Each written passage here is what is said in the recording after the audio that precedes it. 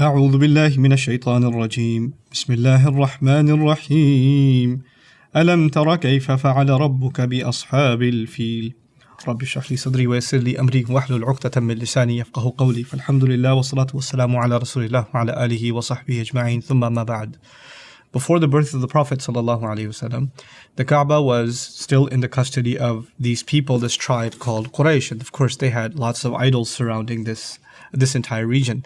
A couple of things you should know about that history in brief is that the Arabs, the tribes of that region, were very violent and they easily broke out into fights against each other, but nobody picked a fight with the Quraysh.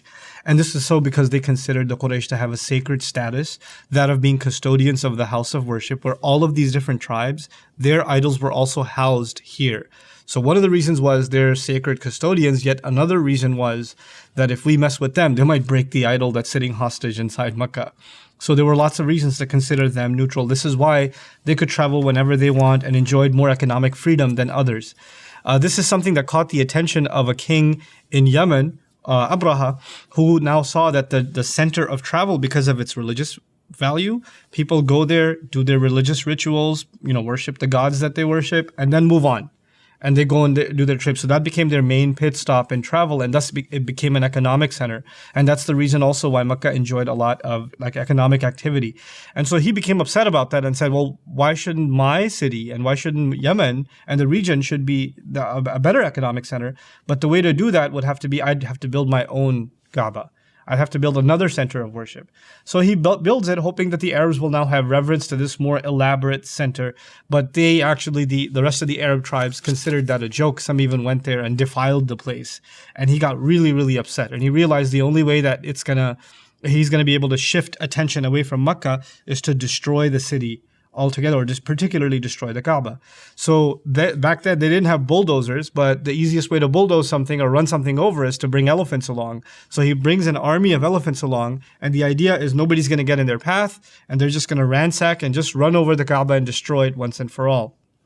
Of course, the Meccans, some say, according to historical accounts, that the Meccans fled the city. They literally went up into the valley because they couldn't handle, taking on this massive army of elephants that's coming. And yet Allah sent birds that would just throw pebbles like sniper fire and would, it just wiped out the entire army, and they went off running. فَجَعَلَهُمْ كَعَصْفٍ مَأْكُولٍ, like Surah Al-Fil says, he turned them into like eaten hay. That's what they looked like. So he really annihilated them by this divine intervention.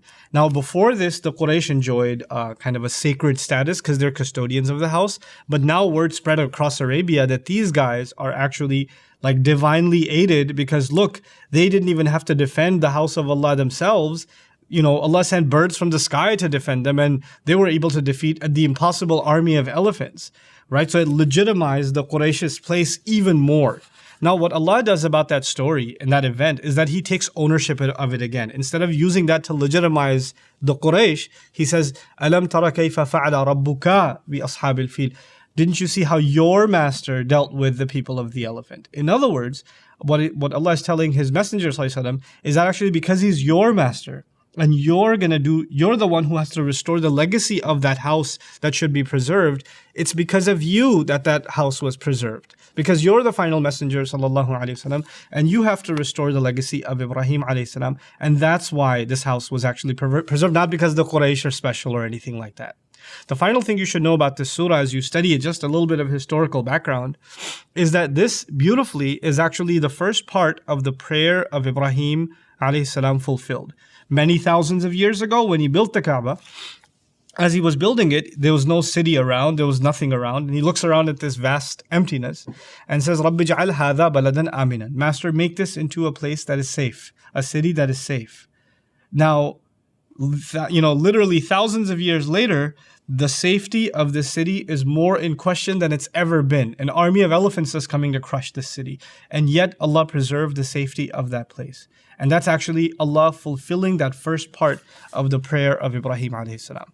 With that, alhamdulillah, you have a good introduction to Surah Al-Fil. Barakallahu li wa lakum. Assalamu alaikum wa rahmatullahi wa barakatuh.